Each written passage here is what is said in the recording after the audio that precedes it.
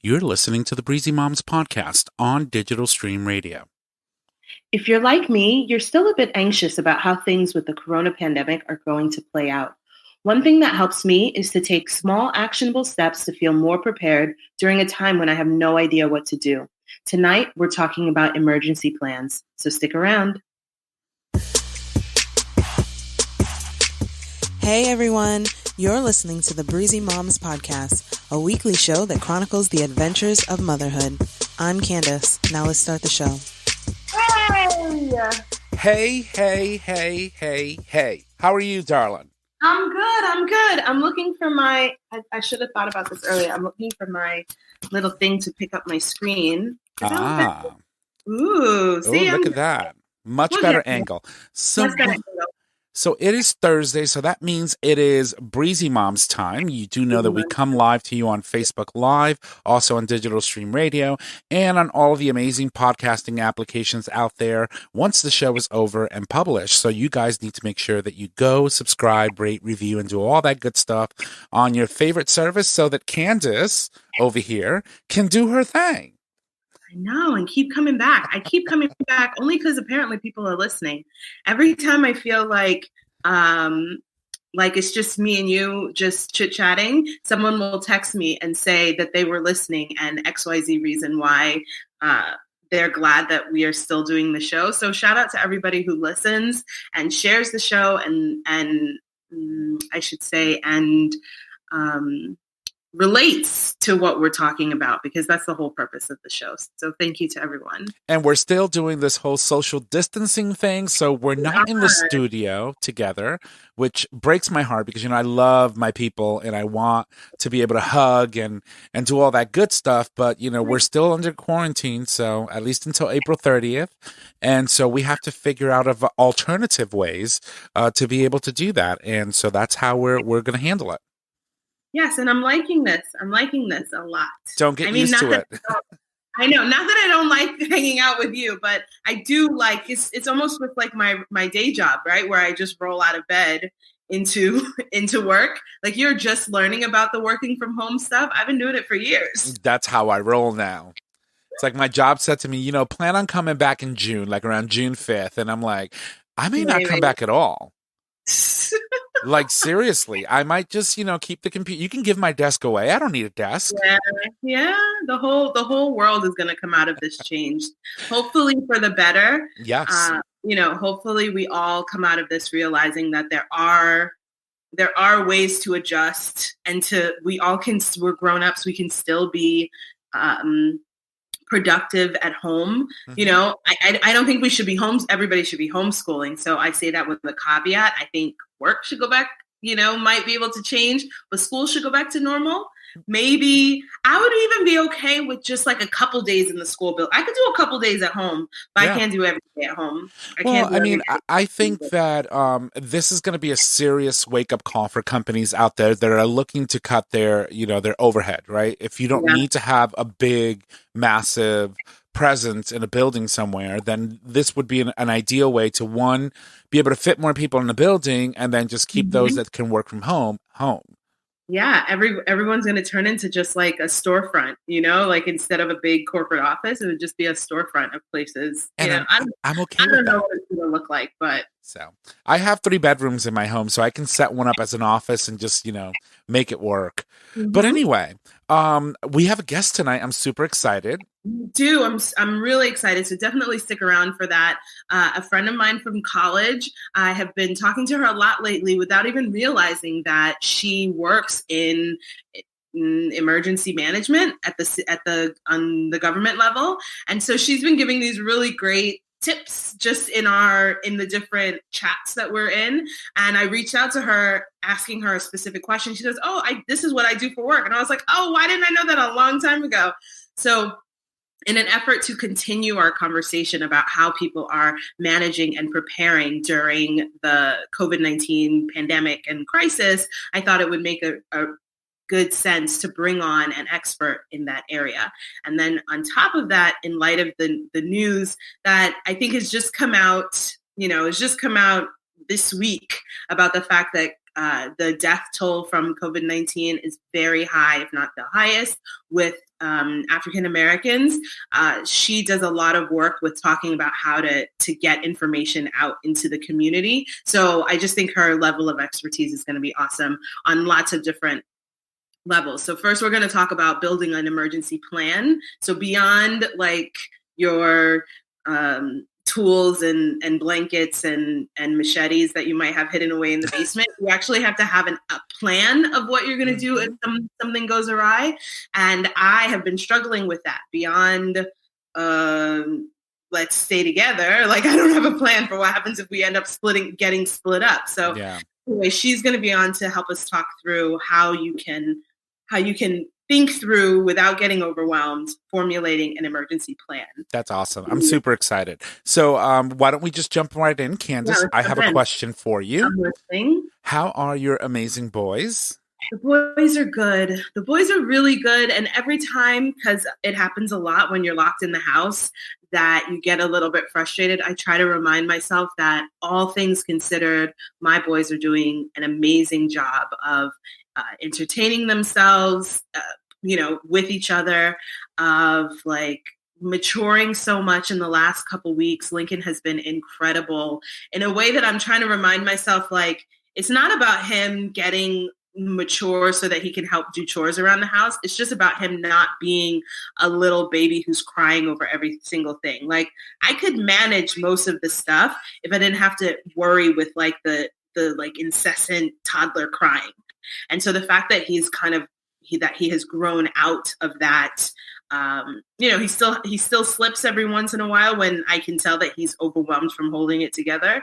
But the fact that he's sort of grown out of that first response of like a baby crying because they didn't get their way has just meant a load has dropped off of my shoulders, because we're still in that with Emery. If you tell Emery he can't have a third popsicle, oh, Lord have mercy. It's as if you never gave him any popsicles ever in the last 5 minutes, let alone his whole life, So they are really incredible. And James is doing really well. He's probably moving faster than he should, but he's been practicing without the boot, taking the boot off and trying to get some strength into his foot.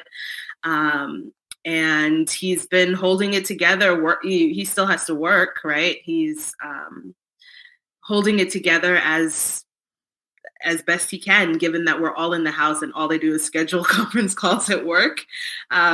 He has moved up into the attic to try and stay away from the noise that comes with having your family at home with you when you're trying to work. And that's important, right? You need to have, so that's one of the key things about working from home is having a dedicated space and where people know, okay, if I'm in here, don't interrupt, because obviously I'm doing something important. I could be on a conference call and here comes, so-and-so. And, I've been really good about, my dogs are actually really good. They just sit on the sofa over there in the little corner. But once in a blue moon, they come and scratch on me because they want me to either pick them up or whatever. And I do. But for the most part, I think having a dedicated space puts you in that zone that, it's like, don't get up, don't go get that ninth cup of coffee because you still have work to do. Yeah. And that's good for the working person. I will tell you that is a struggle. It's, no matter how you slice it, it is a struggle if you're at home with children to have them respect that boundary. Yeah. So the fact that he's moved up to the third floor, I think really has helped him, because for the most part, they nearly forget that he's here.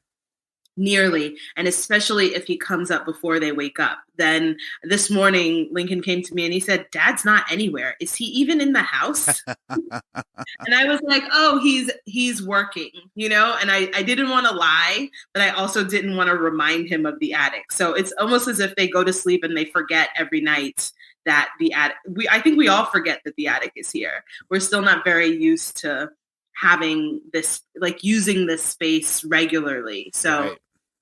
It is a bit of a good hiding spot. So it's good for him. I think he's still struggling, right? We're still here. I'm still admittedly struggling with being on, because he starts work before we even get up in the morning. So from the moment my eyes open until about 5:30, I'm supposed to keep the kids from finding him in the attic. And that is challenging. It's not like I'm not trying to play a tiny fiddle or anything. It just is what it is. And so when he does come downstairs, I quickly and quietly exit stage left. And that's all you can do, right? You just give them an opportunity to say, hey, they still know you're here. But, and then once in a blue moon, of course, reel them in. But I think that having that space just really works. It really does help. So yeah, we're doing the best we can. I want to say I've been doing better about staying inside. We still go out for walks. We were in the woods lately, and then we were walking around our neighborhood. The problem is we know everybody in the neighborhood, and everybody is trying to find time in quarantine to get outside. So especially depending on what time of day you go outside, you're just going to run into a bunch of people. And we took a path by some friend's house. They're kids that are in class with Emory. And I'm just reminded that as an adult, you might be able to manage the 6 feet apart and, have like an in-person conversation, but with the appropriate distance. It is increasingly difficult to keep kids away from each other, especially if it's been a week since they last saw children. They just want to, like I told Emory he needed to stay on one side of the grass and then the kids would stay on the other side. And he looked at me, he goes, Mom, I just want to run around. And it like breaks my heart and I feel so terrible. And then I think maybe it would be better if we just didn't see anybody. You think if you let them see people, it helps a little bit. But having to constantly tell them, stay 6 feet. Remember, we're social distancing. You can't touch them. You can't touch. Like I have to tell the kids when we go on walks, you can't. They like to run by people's railings and like climb on the railing and flip over the railing and because the parks are closed so they can't go to the park, they just find any and everything to jump on, climb under, blah blah blah. And then I find myself yelling, no, don't touch them. Like you can't touch. And it's not like you can find like little baby gloves that you can give them to wear, right? And say, Even that, I think that people who don't wear gloves often are so unaware of how cross-contamination works. Like if you have on gloves and you touch something and then you scratch your face, like you're contaminated, Mm-hmm. You got the Rona. Yeah, you got the corona. So it's the gloves. I think that the masks probably help a little bit more than the gloves. The thing that I find helpful with the glove is if my gloved hand is coming towards my face, I notice it faster than if it was just like, you might not notice yourself touching your face until you're already touching it. Do you know what I mean? Yeah. But if you come towards your face with a gloved hand, you're like, oh, there's a reason I have on this glove. I'm not supposed to touch my face. And then you try to like do some other thing with your elbow. I'm constantly doing this like with the backside of my hand. And I'm like thinking, like that's not infected, right?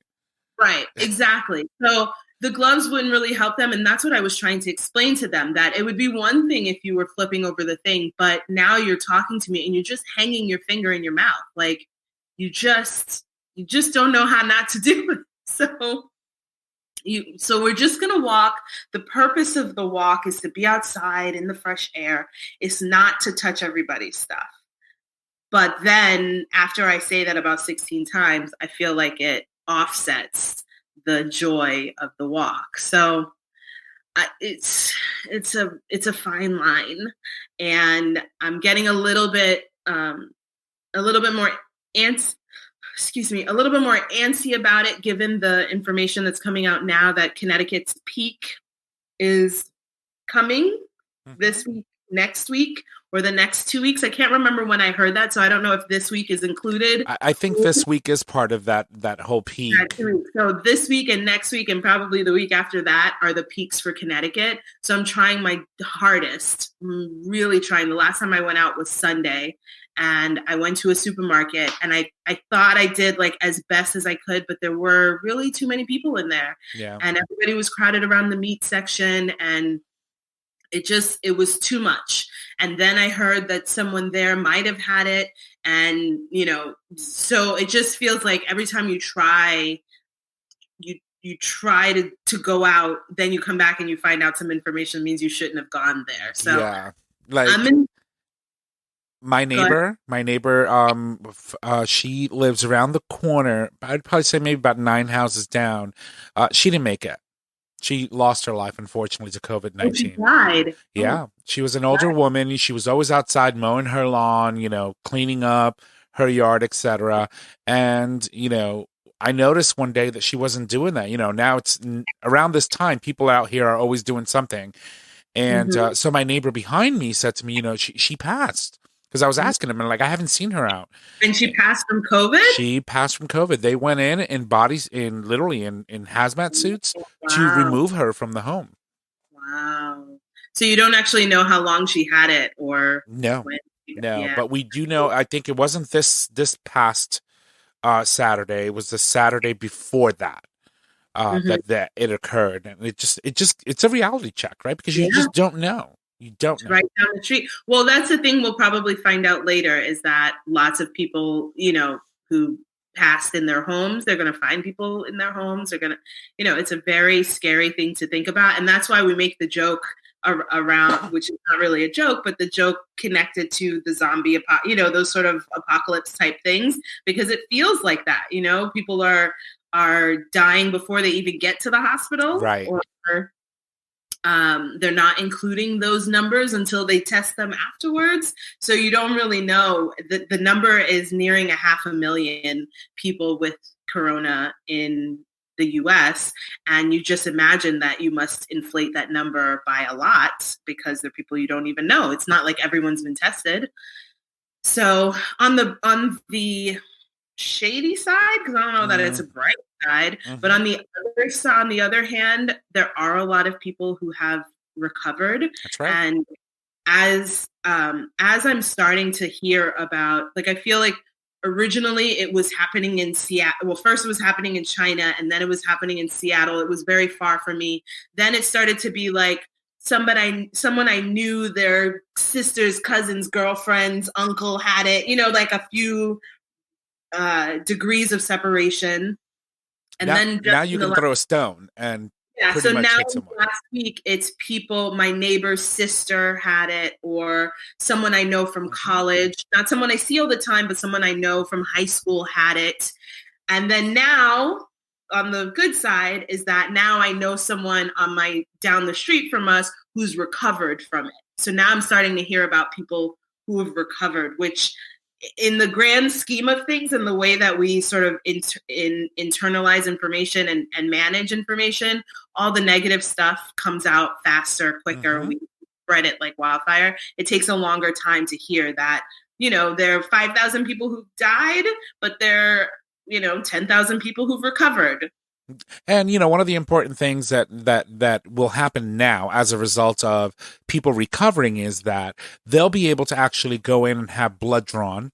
And from their blood, they'll be able to determine whether their plasma has a specific, marker that if they could extract that plasma and use it to give antibodies to people, because you develop antibodies when you survive this, for people who are currently suffering through it, that could potentially save their lives.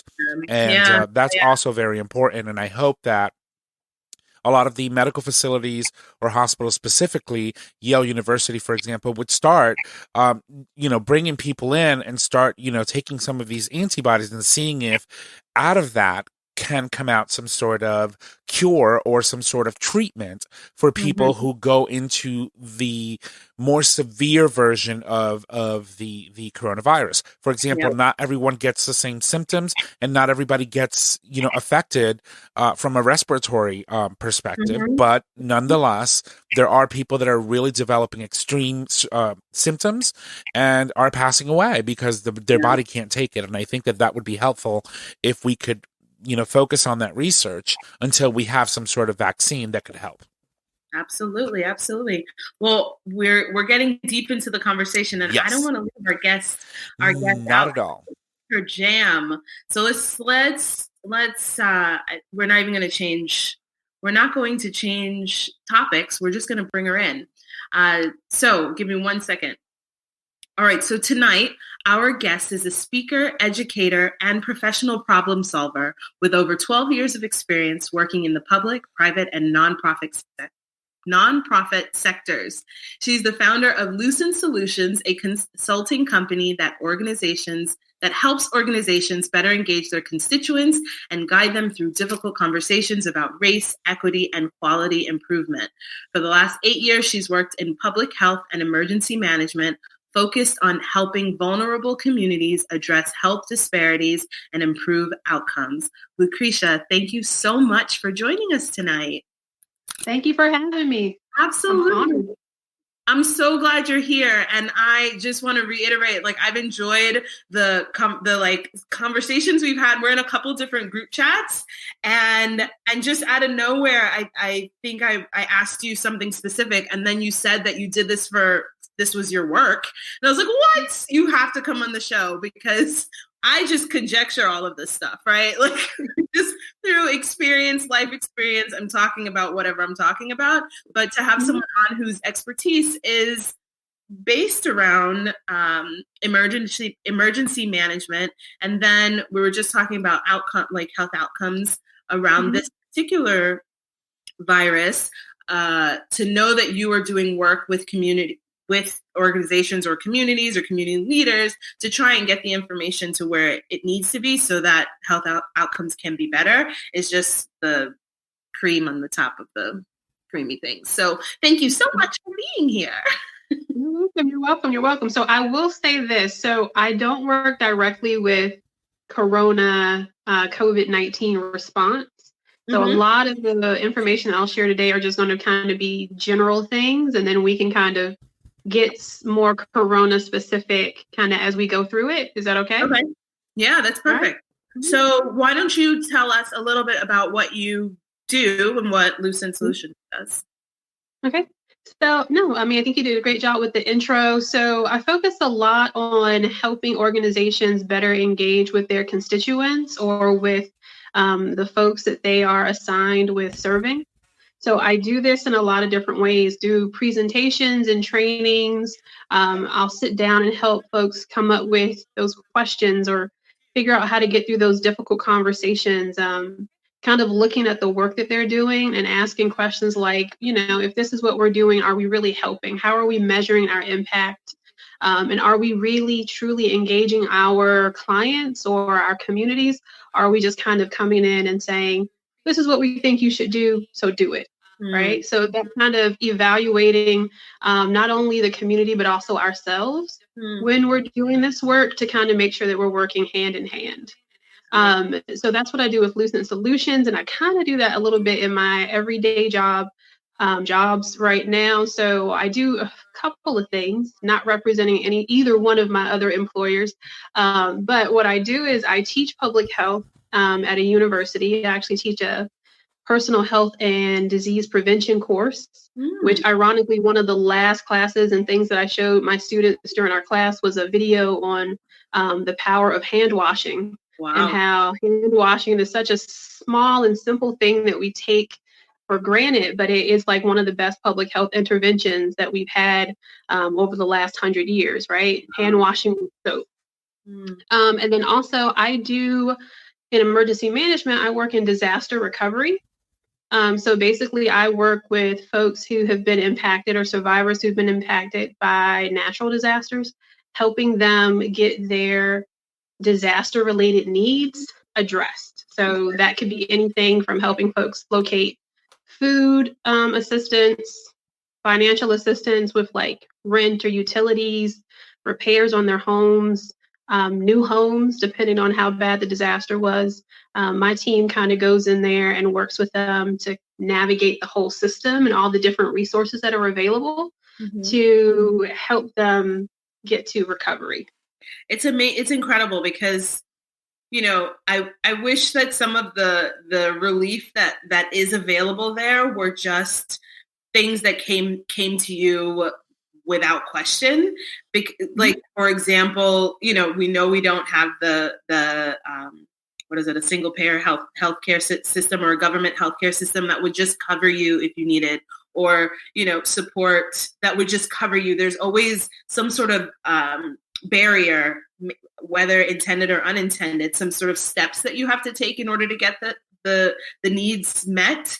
And those things trip people up, even applying for unemployment, right? Like trips people up. And so you might be entitled to it, but if you don't figure out how to click on the buttons, then you're not going to get it. You know what I mean? So the fact that job is necessary is a pain point, I think, for most people who are like, some of these things should come to us a little more easily in order to make sure that people who aren't able to get through those steps don't fall through the cracks. So I'm glad that your job, people like you are doing the work that you're doing, but I wish it wasn't necessary. Does that make sense without It does make sense. It does make sense. Yes. Yes. So, it makes sense. Go ahead. No, that was it. No, I agree with you. It makes sense. I mean, I look at it I think I have multiple perspectives because I try to put myself in multiple perspectives in positions when thinking through these types of things. Definitely as like a people first kind of thing. If I were the user, or if I were in this situation, or my family members were in this situation, and I encountered a program or a service, what would be easiest for them to really access it, right? What would, like you said, if you don't know how to click through the different pages or things on the website, having the website, has it really been beneficial, right? Exactly. So trying to make things user-friendly. Yep. I have that perspective. I also have the perspective on the opposite side, where when you're trying to administer a program that is potentially going to serve thousands or hundreds of thousands of people at any given time or over a stretch of time, you have a large budget and a lot of other things. It's that kind of, how do we make sure that we don't end up how do we make sure that we're monitoring and tracking to really make, it goes back to that kind of evaluation. Have I really helped someone, right? And in order to do that, you have to have certain checkpoints and things in place, right? It's that kind of catch-22. Like, I could give everyone $1 million, but would that fix everything? Right. For everyone. No, if you're looking at it equity-wise, you really have to know the organism, you have to know the people and the communities. And so it would be great if we could just say, boom, solving problems is solving problems, right? You don't want to create new problems by trying to address one thing. I think it's a complicated kind of thing. One of the sort of personal pain points for me around access to supports, whatever those supports are, whether they're coming from a nonprofit or they're coming from the government, is that people have an idea of what a support was made for or who's entitled to it. And that's in their mind.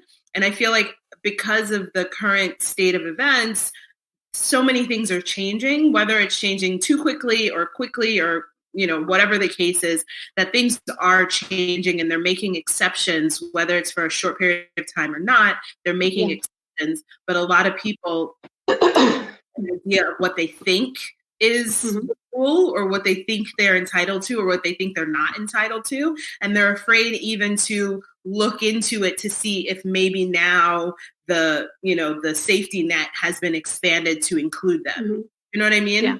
So I guess my question for you is, how would you encourage people in this stage, just to be, absolutely blunt about it? Like, there are a lot of people, undocumented people in different stages of citizenship or residency or whatever, are going through all the problems that we're all going through right now with loss of work or can't pay rent or whatever the case is. How would you recommend to people who might be afraid of looking into this stuff? Not even like me, I'm an American citizen. I assume things are for me, right? I mean, I have my own issues because I'm Black, and I feel like there's some barriers because of that. But in general, I assume things are for me. What would you suggest to people who might be afraid to look into getting some of these supports?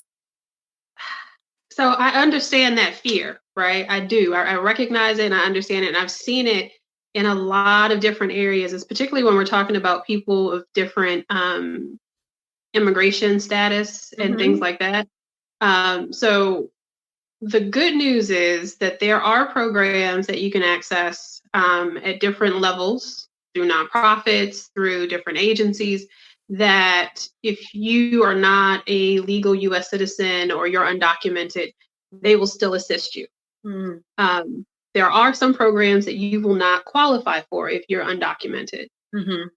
Really, another good thing is a lot of these things are available to you on the internet.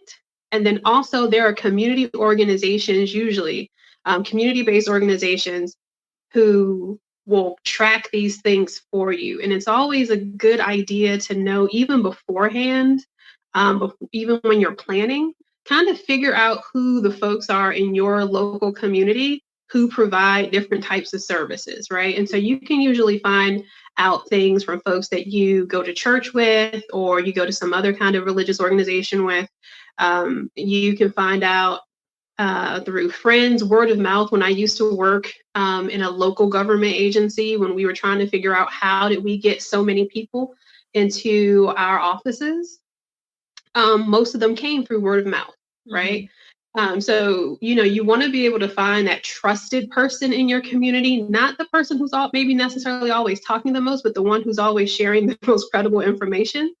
Find them and they can usually help you. But then I think, and then watching, you want to maybe, if we're talking about I heard what you said before about kind of small, actionable kind of things that you can do every day. And, to somebody?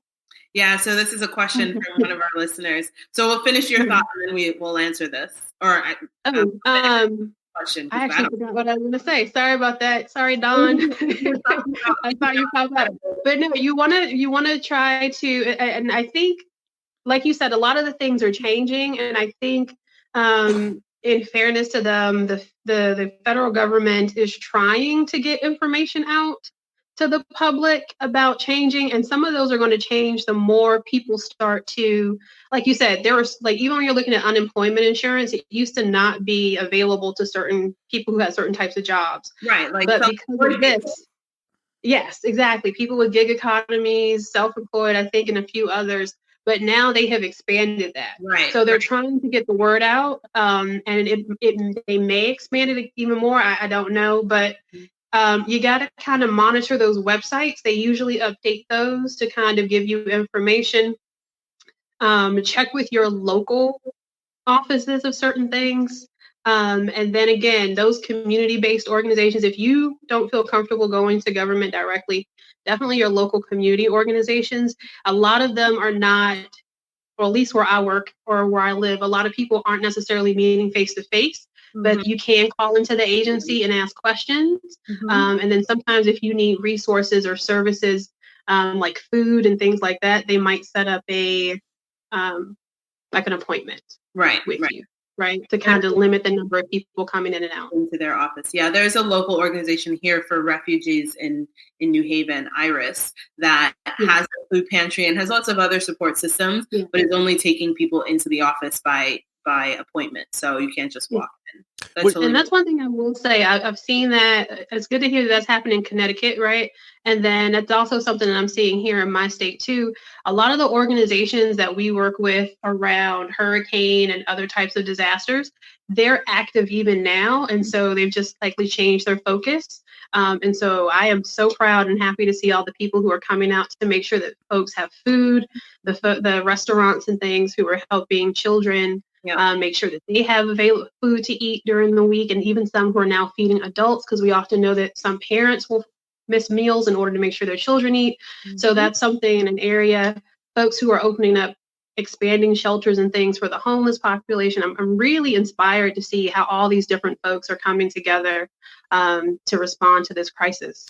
It's really and I wanted to interject just very quickly. One of the other things that a lot of people don't realize is that, for example, specifically people who are undocumented, who are here but don't have some sort of legal status, there are organizations, and specifically community organizations, that will service you. So they will get funding, whether that's private funding from other people, that allows them to hold like a food pantry, for example. So if you find yourself unemployed and you can't pay your rent, or you are unable to, go grocery shopping because you have no job and you can't apply for unemployment, or you can't go and apply for, state assistance, that you can go to some of these local community organizations like Candace mentioned, Iris, and they will provide you with whatever they can to help you alleviate some of that stress and that pain that you're feeling, especially when some of these programs that are specifically designed to help people aren't available to someone who's undocumented. Right. Mm-hmm. Yeah. So tell me, what was that question that came up on the page? It was from Dawn. I'm popping it up right now. All right. So her question is: direct support professionals who have to work feel that they should be compensated. What are your thoughts on that? So I'm inferring here that this talks to the hazard pay. So not just because people are going to get paid if they go to work, but I have seen that a few groups, I don't know if there are certain union groups or different groups, are pressing for hazard pay, which my guess is either time and a half or double pay for being out on the front lines. Have you heard anything around that? I mean, that's probably going state by state, but. I personally haven't heard anything about that. I have, other than I think there was a grocery shopping company recently that had some employees go on strike a little bit for a short period. Amazon. Yeah, and I think they decided to pay their staff some hazard pay, their employees hazard pay, and give them access to thermometers and some other PPE type materials. Other than that, I don't have a thought on providing people hazard pay. But I do know that people feel like they're on, especially, I think that it's the mix of people feeling on one hand that they weren't appreciated before, right? Admittedly, nobody was standing for grocery store workers or delivery people or, fast food places before, but now they're all being called essential workers. And it's like rightfully so. It's in a moment. I don't think that they are outside of what's right to, in this moment, stand and say, look, you think we're important now, pay us like you think we're important. It's not even like they want to be paid and ridiculous amount. They're asking for a living wage, right? They're asking for whatever that is, whether that's $15 across the board or something more, because it's a hazardous time. I think it's some people might argue that, this isn't the time for that sort of conversation. This isn't the time to make it about you. But other people would argue, then when is the time, right? When is the time for me to remind you that I am still important? And as I say that, it rings true with lots of, people of color, marginalized groups. There's never a right time for you to say, hey, you guys are treating me like shit. You just have to do it.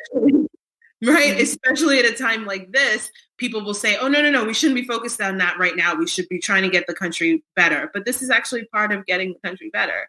So I guess without any skin in the game, really, although maybe I do have a little bit as a childcare provider, that the rights of people who teachers, delivery people, grocery store workers, postal workers, other delivery type people, especially people in the medical industry right now, need to, not like we weren't already treating doctors like superstars, but everyone else in the medical industry, from nurses to the people who push around the beds, to the people who empty the garbages, they are all frontline people right now. And we would do well to remember that if and when we get through this this pandemic. It's interesting that you mentioned the phrase, it's never, it's never, is it a good time, right? But it's never a good time to like not do anything about it, right?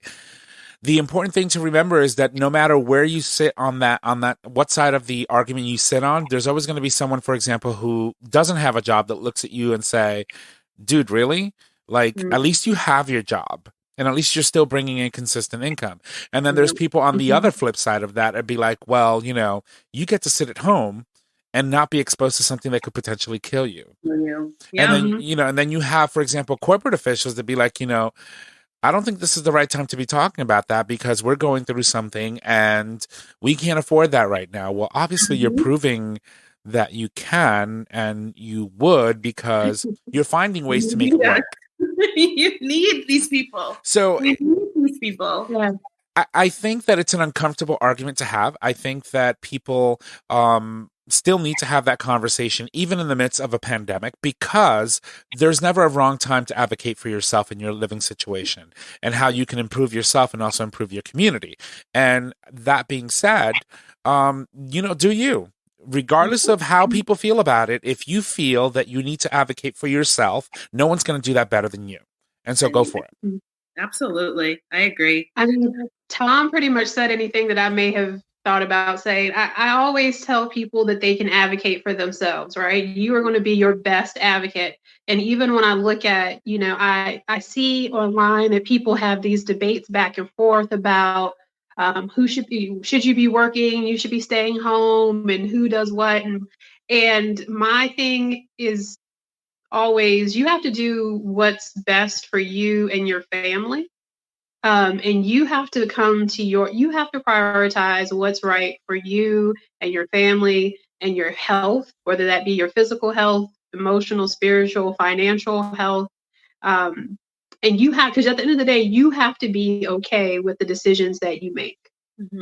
And it is unfortunate that some folks are in that position where they have looked at all, they weighed the costs and the benefits, and they can't take the cost of not working, and they're putting themselves at risk. And how companies or organizations respond to that, is how they're going to respond to that. But you also, if you want to champion and advocate for yourself and your fellow workers, I can't tell you what to do, but you have to be okay with those consequences. Sometimes you have great things like you get hazard pay and PPEs and safeguards, and then other times you get fired, right? So that's a reality. The guy who led the strike at Amazon got fired. Yeah, imagine that. Imagine that. So here's another question from one of our viewers. She says, do you think that we were not properly prepared for this situation? So can I add up? I'm just going to twist this just a little bit. Why don't we talk a little bit about the question of how do you prepare, right? And then we can answer this question. So I would like to make sure that we touch on how individually, as individuals or as families, we can prepare. And then, because I don't think either of us are federal government experts at emergency preparedness, but then we can talk a little bit about, what we all recognize are the shortcomings of the federal government right now in preparing. But if we can turn this question into being prepared individually, because I was not prepared individually as a family unit to be in my house for a month, right? I wasn't prepared. I do have a little bit of savings, but I'm not really prepared. So talk a little bit. I don't think anybody was. Yeah, we're not prepared. Talk a little bit about how you think people. My first question is, how is this different? How's this crisis different from a natural disaster? Like, how would you frame preparing for those two things? And then, what are your suggestions on how people? Because we're 4 weeks in. I'm sorry, I didn't mean to make this question so long, but we're 4 weeks in, and we're digging in for a few more weeks. So even if we weren't prepared 4 weeks ago, we still have a little bit of time to fix things for ourselves and for our household now, and then how to get prepared better for the next time. So what are your suggestions around that? Okay. So one thing I'll say is this. So this is different than preparing for like a natural disaster, because I think that was kind of how we got into this conversation on social media before, when you were asking about go bags and all this other stuff and kind of documents that people can keep. I think a lot of, we have all these different websites and things through the federal government and even sometimes your local and state governments that talk about how to prepare for a natural disaster. And usually that's things like, having a plan, having disaster kits in your house with at least 72 hours or 3 days worth of food, having those or smaller versions or similar kits in your car or in different places or at work. Again, we had talked about, I think, having different documents that you might need in case you end up having to leave your home or evacuate for some reason. I talked to you about maybe having, if you're a homeowner, having a copy of your deed, having a copy of your utility bill for around the time that the disaster strikes to have with you so that you can prove that you lived at that residence. If you end up applying for different types of assistance programs later on. And then other things, when we're trying to prepare for like a regular natural disaster, we're like, oh, we're going to have a flashlight, we're going to have food and water. You're going to have some people like to have money around just in case, or have a way to access money. And then other folks, I also usually talk to people a lot about having a social support, identifying those people you're going to go to, in case you have to leave, in case you can't be at home, you have that safe place, that safe location. The thing that's different about this one, though, is it was a health crisis that seemed to have turned into like a financial crisis and an economic crisis. Mm-hmm. So preparing for it is a little different, right? And how one prepares for a health crisis. I guess, the public health in me, one of the things we talk about in my classes a lot are like the 4 keys to good health. So that's eating right, exercising, not using tobacco products, and not abusing alcohol, right? Because these are things that have been shown, as you guys. I can do a party. Sorry. Listen, a bottle of vodka was literally like my go-to, put it in the world is gonna end kit. And I'm not saying that it can't be in your kit, right? You put in your kit what you need to survive, Tom. Okay, I mean, no judgment. Amen. But we say don't abuse alcohol, right? Got it. So you'll see even in how they're telling people to respond to the coronavirus, when they have these stay-at-home orders, there are still certain things that they're allowing that you should get out and get some exercise, right? Outdoor exercise. In a lot of places, liquor stores are still open. Mm-hmm. They're still giving you access to food, right? So and then also, I remember seeing somewhere, I think it was the leader of the WHO who had a video that said, make sure you're eating right. Not only are you trying to, just kind of survive these next few weeks, but you also want to make sure you're eating foods that are healthy for you, and kind of boosting your immune system. I can talk for me personally. When I was actually traveling up and down the East Coast when all this kind of really hit. And so as I was going, when I finally got back home, I was like, well, I guess I should go pick up some stuff from the grocery store. And then when I got to the grocery store, the bleach was gone, the sanitizers were gone, there was barely any soap. I found like a roll of toilet paper, right? So I did the next thing that I knew. I was like, okay, well, this is something that might attack your immune system. Let me go buy as many immune boosting foods as I can. Everything that could like boost every dark leafy thing that I could possibly find, I bought, right? And then, I figured I would clean and do all this other stuff to keep me healthy. And so those are the types of ways that you kind of prepare, right? Be healthy. And you want to not only take care of your physical health, but also your mental health. So kind of figure out how many episodes and TV shows about coronavirus am I really going to watch? How much do I really want to listen to? This new person these new people got infected. This many people died, blah, blah, blah.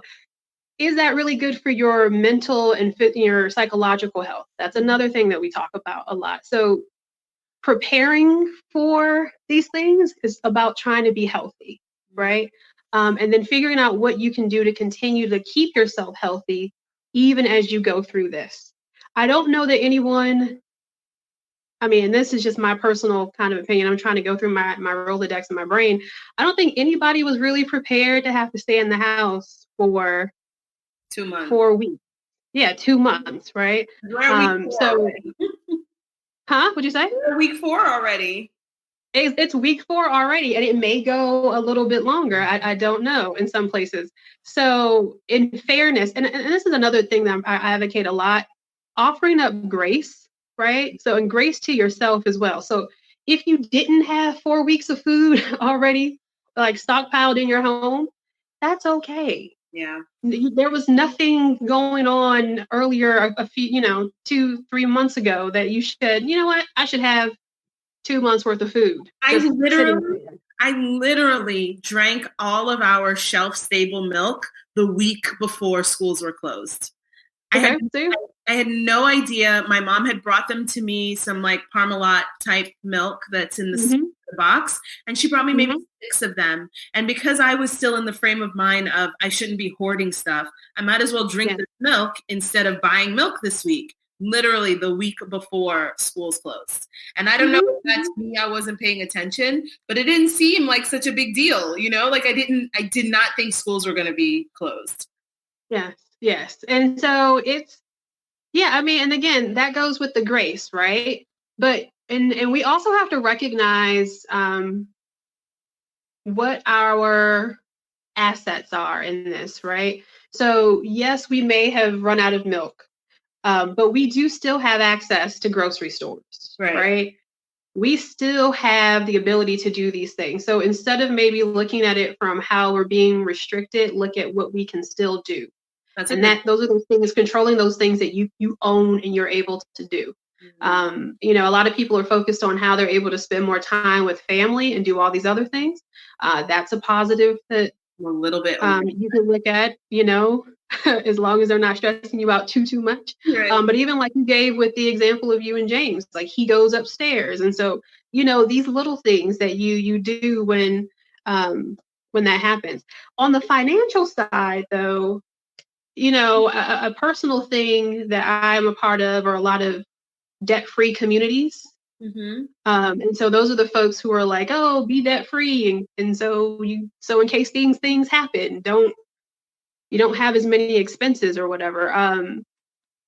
That is something I see folks kind of going back and forth in those communities and chats as well about this and whether or not they could have really been prepared for this. There are some people who used all their money and put it all towards getting rid of their debt.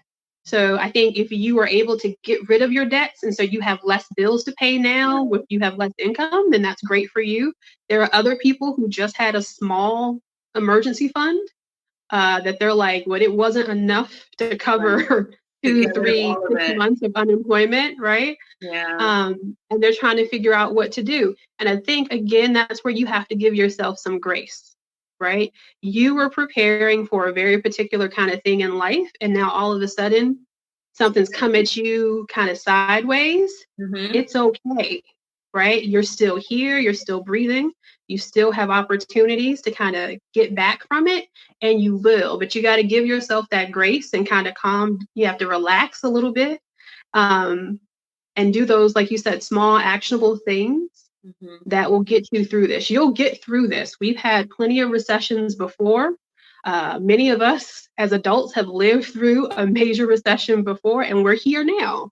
So we'll get beyond this, but we're trying to be resilient, I think is probably what I'm trying to get to, and trust yourself and trust the folks around you. That's where your social supports come in. You may not be able to go to your friend's house now, but still reach out to them, talk to them. You have a lot of people in your network who have a lot of different skill sets that you never knew. you never knew about, right? So I'm able to, I have a coworker just the other day that was like, hey, you know, I used to be in the military and I used to do chemical warfare, such and such. I was like, really? That's really interesting and very specific. And so people who can give you very different perspectives on things. And so, and you can gather that. And then folks, we had talked briefly about folks who own farms, right? If you come from a community of folks who used to be farmers, like they can tell you how to make a mean soup out of whatever's around. Or the out of twigs soup or whatever. Yeah, my coworkers and I, every day around midday, we go back and forth about what's for lunch. And it's kind of, well, what's in your cabinet? What can you do? Like, that's how you're going to keep those social supports. That's how you keep that kind of sense of what normalcy. And then, and you know, you if you're a religious person or a spiritual person, you tap into that as well. These are all the things that you're going to need to have around you. Because this is different and it's evolving, but you have to be adaptable and kind of evolve with it. But that's the best I can give you on that one. I don't really know that. I will say I have given presentations before that always said that our emerging threats were going to be things like illnesses and natural disasters. And I, having worked in public health before, I'm familiar with how outbreaks and all these kinds of things happen. So for me, I'm just like, oh, this is what that is. That's what that is. We told you. It's like, oh, okay. I'm like, oh, that makes sense. I bet this is what they're going to do next. It is what they do next. Yay. So it's kind of helping me in a way kind of stay calm and not get too stressed out. But yeah. But you know, we'll get through this. I mean, and take advantage of the opportunities that you have now. And even if you feel like you might be kind of behind the eight ball with these new kind of stimulus checks and things coming, you want to have a plan. I think part of responding to any disaster or crisis is having a plan in place on what you're going to do with whatever resources that you have right now and whatever resources you have coming available to you. So that way, once it shows up, you know what to do with it and you can make sure you're using it wisely. Right. So some people are big on budgeting. Some people are, you know, just know what you're going to do with whatever you have. That's a good point. Because, and the purpose of the planning, I think sometimes I get really overwhelmed when I think about a plan because I think about PowerPoints and Excel spreadsheets and that sort of thing. But I think what's most important I find in my life is knowing what you're going to do with that money before you get it, because otherwise it just like dissolves through my fingers or like burns a hole in your pocket, you know? And so one of the things we've talked about, and James and I have been, like, we did the Dave Ramsey debt snowball thing probably 10 years ago now. We're mostly in agreement on finances. And one of the things I came to him, you know, a couple of weeks ago and was like, I know that paying our bills is important, but what we don't want to be is cash poor right now. So if we can take advantage of whatever delays or suspensions of due student loans or any of those things, we can take advantage of any of those or suspensions on our mortgage. It's not that I don't want to pay those bills. I just want to make sure that we have cash so that we can get gas, we can get food, things that can be delayed. You know what I mean? The house is going to be, thankfully we own our house right now. We can't just run away from this house. We're always going to have that. You know, that bill is always going to get paid, whether it gets paid now or it gets paid at the end of the life cycle of this mortgage. It's still going to get paid, but we need to be able to pay the thing. Like, we need our internet to stay on, and they haven't put in a moratorium on shutting off internet. They have for utilities, but not for internet. So I need to have internet money, right? Because we're not surviving here without internet. So having a conversation about what we were going to do, which things we were going to apply for, and if we get them, what we're going to do with it. And part of our conversation was we're going to pad our emergency fund with some of the relief checks that are coming in, especially because $1,200 is not actually enough for us to sleep super easy. That's mostly our food budget. You know what I mean? I know for other people, it might be their rent or it might be something else big. And for me, I could use it for my mortgage, but it's not really going to put a dent in anything significant, but it would be helpful to have in an emergency fund. So that point that you're making about having an idea of what to do with these things before they come will keep you from buying. I was at Walmart last week and some dude was buying a flat screen TV. I'm trying not to judge because, again, you're stuck in the house. I was just thinking today about people who pride themselves on not having a television in their house, right? I remember a dad and his kid, and the kid was so excited to be watching Toy Story for the 39th time at IKEA because they don't have a TV in their house. I was literally thinking about these people that I don't know going, how have they been surviving the last 4 weeks in that house with no television? Yeah. So I don't know. People on what they need and what they want to spend their stimulus check on.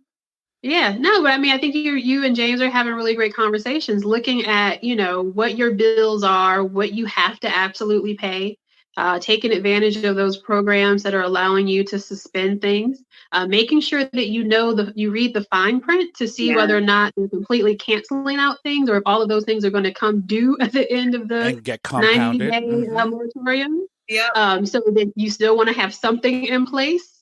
And then figuring out, I think Dave Ramsey talks about the 4 walls in a storm, right? Your housing, transportation, utilities, and food should take priority. Sometimes if you have a list of your bills and stuff, just list out everything that you owe each month, but then shift them around, figure out what's your priority and all this other stuff. My mother used to say, who was like my best financial coach ever, single mom, and taught me how to budget really early as a kid. But she always used to say, you know what, always pay your rent first or your mortgage first, because people don't need to know what you have in your house, and they might give you some food, but not everybody's going to give you a place to stay. Right. So you always want to make sure that if you don't pay anything else, you pay that place. That was what she always told me. Yes, have a place to live, right? They don't need to know if your lights are on or nothing else, and they'll give you some food. But they may not give you a place to stay, so always make that your first priority. So that's something I do. I love where this conversation has gone because, we were talking off air about, we try to make light of the situation, and our conversations in my house about emergency plans were like, when the zombies come, where are we going to, if we get split up, where should we meet? And I remember James said something like, we should meet at a Chipotle. There's a Chipotle in Hamden that we always talked about. And I was like, in the middle of a mall, that's where all the crazy people are going to be. Like, that's not where we should be going. So it's not that your emergency plan really has to be an apocalypse, like run out of the house, how are we going to evade the zombies kind of plan, but more of a, how are we going to get through and sustain ourselves? Because we're, it's probably not going to be zombies. Probably not going to be zombies. So how are we going to sustain ourselves over the course of whatever the crisis is so that we come out of this on the other side? So I like what you're saying. Try to make your body healthy, right? Exercise, right? Get some food in the house if you can now. It's too late to start hoarding toilet paper, but start getting whatever other things that you can focus on now. Don't hoard because other people need things, but don't hoard. And now I have probably 2 weeks of food in my basement that I did not have before. And we're 4 weeks into the quarantine. So it took me 4 weeks to collect 2 weeks of food, and maybe I have a little bit more, but I also just have a bunch of random things. So it's probably closer to a week and a half, unless we're eating tuna sandwiches every day, every meal. So that's one of the things that I had no backup food really, and just decided in the last couple weeks, I'll just get a half, like $50 extra of groceries, or spend $100 on stuff that just go into the basement. That would make me feel a little bit better. And then be creative, right? So I know that folks have run out of toilet paper in a lot of places because some people are hoarding and the people go early in the morning or whatever reasons. You got to be creative sometimes. When we lose some of the things that we're used to, what else do you have in your home that could wipes? Be careful not to throw any of that stuff in the toilet because you're gonna have a problem. Not do that. Like around the corner. So, but I've already thought about. We have toilet paper. We're not hoarding, but we have toilet paper. I've already thought about what are we going to do? I'm a childcare provider, so I have a crap ton of wipes in the house. I know that there's a couple weeks that we can survive on wipes, and I'll just get really specific about where the wipes go. They have to go into the garbage, right? Like, and then after that, I have a lot of those bar cloths, right? I'm not looking forward to using bar cloth, but so many people do cloth diapering. They know how to use cloths. You have a little solution of water Clorox in the bathroom and you drop your little cloth in your water Clorox. And they're washable. And then the other thing, a lot of people don't realize is that Europe has been doing it for a long time, but America needs to get on the bandwagon of bidets. They're amazing. There's a whole bunch of portable bidets. I have a bidet at home. I have a whole bunch of toilet paper that I have because I always go to Costco and buy a big pack that lasts me like 6 months. But I have a bidet. And, there's a lot of attachable ones that you could buy that are portable. They're considered portable. Have the squeezy bottles from pregnancy. And, you do what you have to do, but get a bidet. Let me tell you, you'll save so much money on toilet paper if you have one of those attachable portable bidets on your toilet. I'm just pretty sure that my sons will squirt those bidets all over the floor. But that's okay. So they can even do water sports in the house to entertain themselves without having to go outdoors. It's always one problem. If it's not one problem, it's the next, right? Yeah. We're out of toilet paper, but now the floor has water stains on it. You can't win. But you know what? At least you'll know that both the boys and the floor are now clean, right? Because they'll use the bidet, they'll spray the water, and then you just clean the water up. 2 birds, 1 stone. And let me tell you, those things are no joke. When you turn that stream on, if you're not standing in its way, that thing goes straight up. Like I've hit. I've turned the knob to do the self nozzle cleansing, right? Because it has a setting to clean your bum, and then it has a setting to clean the nozzle. And so I accidentally turned it the wrong way, and the water just shot out, and it hit my ceiling, my wall, my bathtub. But it happens. But it's certainly an option. Water. It's just water. Mm-hmm. So you can also get creative with food and other stuff too in your home, right? If you know how to make soups or other things that you can kind of stretch over a long period, use that. I've not been going to the grocery store as much. I used to be one of those people who kind of shop week by week. So when all this happened, kind of like you, Candace, I didn't necessarily have enough food in the house to sustain me for multiple weeks. But what I did have was I was like, all right, well, I have some tomato sauce and some peanuts and some veggies. Yeah. And then I remember once having a peanut soup at a friend of mine's house, and I was like, I think I can make a peanut soup. And it was delicious, right? And so just kind of looking out there. Again, the internet is your friend in many ways when it comes to being creative. Just kind of get out there and have fun with it and use your network. And to be completely 100% honest, I think it's an interesting place to be mentally where you're afraid of what's going on and trying to take steps to take care of yourself, but you also still feel like you're okay, right? I'm afraid of running out of food, but I still find myself wasting a lot of food. I still find myself forgetting the soup in the pot for 2 days, so now it's spoiled and nobody can eat it, or making too much of something and nobody eats it, and I'm like, well, screw it, it's just going to go in the garbage. Actually, at the very beginning of the quarantine, I found so much food, like whole batches of chicken that were in cooked chicken that were in the back of my fridge that I forgot about and just had to throw away because it had been in there for too long. So I'm trying to reconcile in my head that I'm anxious and it's playing out physically for me sometimes. The other day I went to the supermarket and I thought I was fine. And then I started to get like a rumbly feeling, like a fear, like a fight or flight, or like a flight feeling. It was a physical rumbling in my stomach that felt like I really shouldn't be out here right now. You know what I mean? But then I'm at home wasting food. You know what I mean? Because I know I can kind of still go to the supermarket. So I'm just saying out loud, like none of us are immune to it, to all of the different ways that we are responding to this unknown situation. I've never lived through a quarantine before or a pandemic like this. I will tell you. One of my colleagues. I will tell you, you threw away all that chicken because you didn't invite me over. Because you know I'm like a vacuum. I would have eaten it all. She does good chicken. I know. Okay, you have to send me some. Okay, I might need some chicken. And the thing is that I told you I didn't buy a lot of food. I'm trying to figure out stuff. Well, that's the thing is, like, when I make a small, I can't even stop touching my face. When I make a small batch of something, everybody likes it, and then there's not enough. And then I make a big batch of it, and people are over it. And so I have all this leftover. You know what I mean? Like, it's not consistent. Sometimes it's good, sometimes it's bad. One of the fun things you were talking about, finding your community, is I have a group of girlfriends. We're on a group chat.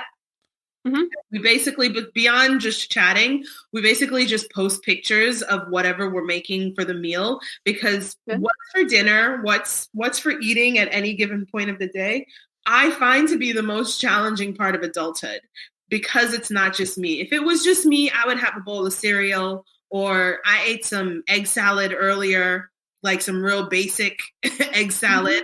Like if it were just me, I would be fine. But when you're thinking about what to feed other people and what other people might want to eat and what the kids might agree to tonight and, you know, what James wants to eat, it's overwhelming. And it seems like a real first world problem and a real, like, in the middle of a pandemic, you're just worried about what to cook. Other people are worried about getting food. It's still, that is my hill to climb, my mountain to climb every single day, trying to figure out. And it's a challenge. It might be a trivial challenge to other people, but for me and for lots of moms that I know, what are we eating is like the biggest question out there. And now in a pandemic, it's not any smaller. You know, and again, this is where we come in and we give ourselves grace, right?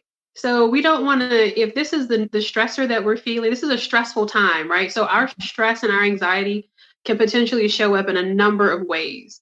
What I think people need to be careful, this is my non-clinical perspective, people need to be careful about is minimizing some of those things, right? You want to check in with yourself. Because like you said, I heard you say that you felt like you were wasting food, but then you went to the store and you kind of had this uneasy feeling while you were in the store. You know, that's your body telling you something, right? You want to be conscious of that and accepting of that. If your biggest stressor right now is, you know, what are we going to have for dinner?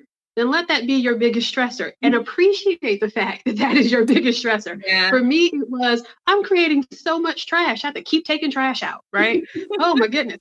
That is not, in the grand scheme of things, it's not the worst problem to have. So I tried to look at it as a positive, right? Yeah. But I also want to recommend, and this was something that we had in a different kind of chat with some of our college friends, is, you know, make sure, again, we talked about your physical health and all this other stuff, maybe protecting your finances and things you can do. Make sure you're doing something to take care of your mental and your emotional health. So a lot of organizations are offering telehealth sessions. If you have a therapist that you normally see or a counselor that you normally see, reach out to them and see if they'll do a telehealth session with you. Something that you can, hopefully like a video chat or something, or even a telephone call might be beneficial. But you want to talk to someone, right? Because if you're starting to get really overwhelmed or you start acting out in ways that, you know, are just unusual for you, you want to talk to somebody about this. This is a very different time, right? And I think part of this, one of the things that we're seeing now, or I've kind of seen around is, you know, maybe we shouldn't call it social distancing, but physical distancing, because for some reason, some people hear social distancing and they think isolation. Like there were people who were using them interchangeably. And we're not telling you to isolate yourself, because humans need human contact. They need social supports in everyday life. We're just asking you not to be so close to people that you could potentially spread or get the virus, right? We're asking you to limit your risks, but we still need you to be engaging. And we're fortunate enough to have this during a time where we have so many different ways to still stay engaged without having to be face to face. The internet, telephone calls. I have elderly family members. I give them a call. They call me, all this other stuff,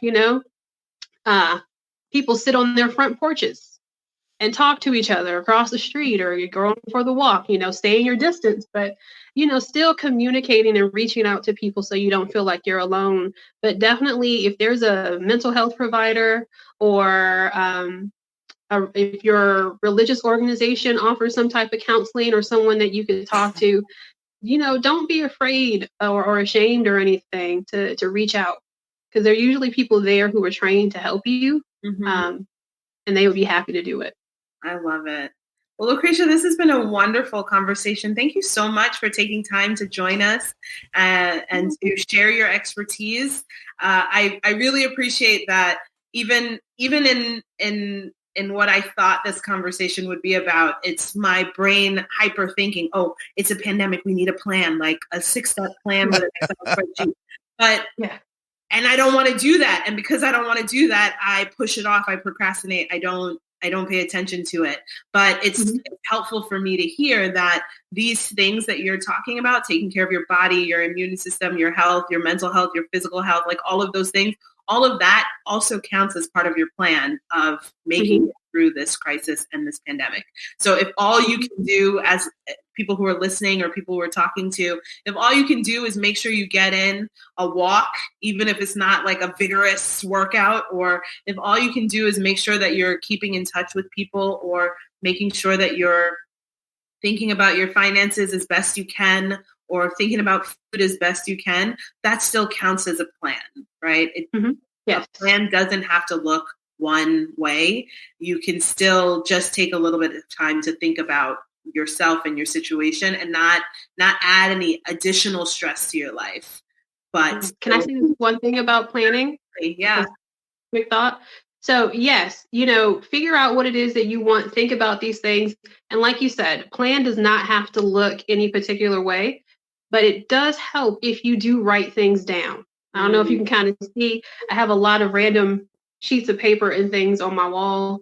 But also, your plan doesn't have to be like, I've seen on like Instagram and other places, people have these plans and they're beautiful and color coordinated and everything. You know what? A piece of paper and a pen, and just kind of write some things down that you might want to keep, you want to remember, put them on your refrigerator. There are a lot of different resources available online through like ready.gov and again, other government agencies that have kind of these templates that you can use for setting up a plan. Just kind of write them down. And if you have a family, you want to make sure that you are kind of going over your plan as you're creating it, or even after you've created it, with each of your family members, even your kids. You want to kind of have an idea. So if you do decide to meet at the Chipotle and you guys are somehow separated, what's going to be your plan for making sure that your child or your husband is able to get there? And so they have like these little foldable emergency card things that you can put in your child's backpack. You can keep in your wallet, and these little plans. And if you have like if your plan involves movement, like, oh, we need to leave and we need to go here or go there, practice these things with your family now. You always want to practice things before the actual emergency happens. Practice them now in a fun way, if you can, to try to, keep the kids calm and everything. But you want to get them in the habit, right? Because some of the stress that comes is just things are very different and unusual to us. But if we kind of practice them now, it becomes easier to do them later on when we really need it. Yeah, so, absolutely. Well, Lucretia, thank you so much. I really can't thank you enough. I think that this was super helpful. The last thing I'll say is, so my Aunt Dawn was asking the questions and she mentioned gaining weight during this time. I mean, it's been 4 weeks. I did last week already went out and bought a new pair of jeggings in a larger size. It just was making me unhappy. Maybe it was getting to the size where it was only comfortable standing. And I was like, but I don't want to live like that right now. So talking about Grace from earlier, if you've had to go up a size, like you'll figure it out later. It's okay. Don't start don't all of a sudden think that you have to start working out a whole lot. Just maybe, you know what I did? This is what I did. I didn't buy any snacks when I went out to the supermarket on Sunday. I was like, clearly I got the wrong message when I did my initial pandemic shopping, and I bought a whole bunch of snacks. And so the kids don't want to eat any food because they know that there's snacks in the house. They know. And then meanwhile, my aunt is talking about gaining weight. She just sent 2 Easter baskets here with nothing but candy and marshmallows. So yeah. I think there's a term for what you did there, Candace. I think it's called environmental rearranging. Yes. It's usually one of those things that they have people do when they're trying to do like, diabetes prevention or obesity prevention. They're like, just move the things from here to there or put them outside of your view so you won't get to them. So see, look at that. See, you're thinking. You already know these things. All the extra snacks that I bought, I put downstairs in our basement, like in our prepper. I started a small prepper pantry and I put them all there. And so it's very easy for all of us to forget a little bit that the snacks are actually there. And it has been marginally helpful. Marginally. I'm the one who knows. So when they drive me nuts, I go down and I have a snack without them. It makes me feel better. But anyway, thank you so much, Lucretia. I can't thank you enough. And please come back on the show anytime. We might be in this, for another, 4-8 weeks, maybe. Oh gosh. It's I saw Dr. Fauci was like, people should never shake hands again. Like, just come back in like 4 weeks and be like, so how's that plan going, Lucretia? Exactly. The hair will be different, okay? It will be different. Yeah, I'm so close to shaving my head. So anyway, thank you so much, and I'll talk to you soon, okay? All right, thank you. Nice to meet you, Tom. Very nice to meet you, too. Thank you so much for all your information. You're welcome. Bye. So, Tom, let's wrap up. I think we should. She was amazing. I love her. She had a lot of insightful information, and I think that all of that just rolls into a hashtag Mom So Hard tip. That was like the epitome of a tip.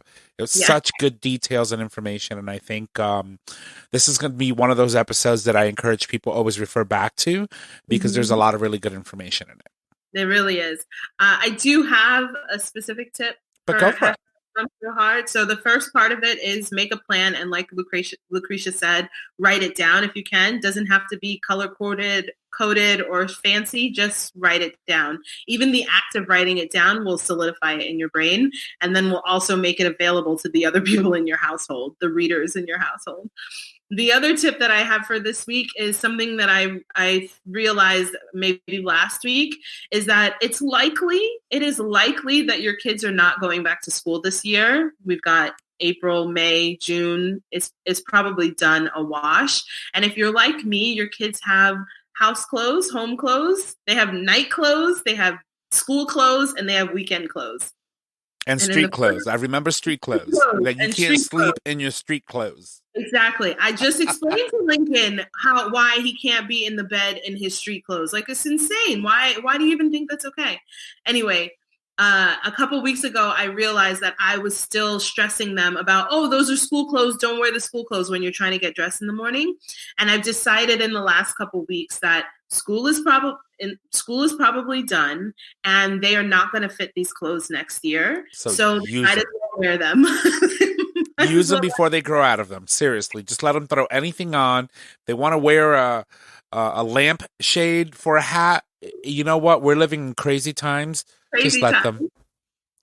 Like a school shirt and a tutu, whatever. It all goes. Emery was wearing a Spider-Man outfit the other day. Lincoln likes to get dressed. Some days Lincoln wants to wear his pajamas all day, and I'm cool with that most of the time. Other days he looks like he's going to work. So I of all the things that we have to fight about, I'm trying to let what you wear not bother me, as best as I can. Now, you can't go outside naked. No. I'm fighting Emery around having clothes on. You can't be naked, but you can put on almost anything that you want as long as you're going to be appropriately dressed for wherever. So that's my tip for this week, is to let them wear what they want and not stress. Like, there are other things to be stressed out about. Don't stress yourself out over school clothes.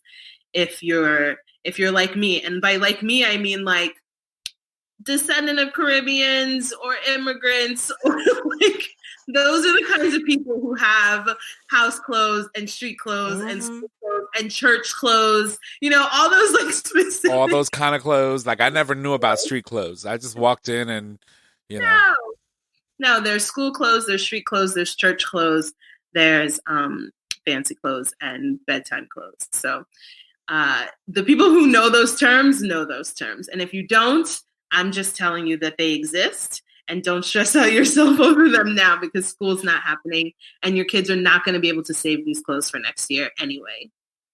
So just let it roll. Well, on that note, baby girl, ring it out. Let people know where we can be seen, where we can be heard. We're on all the places where you get your podcasts. So please check us out there, like and subscribe to our show, and definitely share the show if you have found anything interesting, hopefully interesting and helpful tonight. Please share it with someone, because it might help to, assuage any fears or anxieties that they are having during this really, really challenging time for all of us.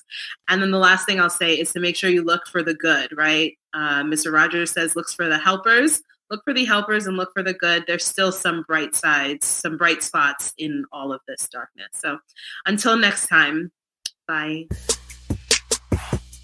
This show is produced by Tom Ortiz at Digital Stream Radio. It's available for download on Podbean. Follow us at Facebook at Breezy Moms Podcast, or email us at breezymomspodcast@gmail.com. Until next time, don't stress, just breathe.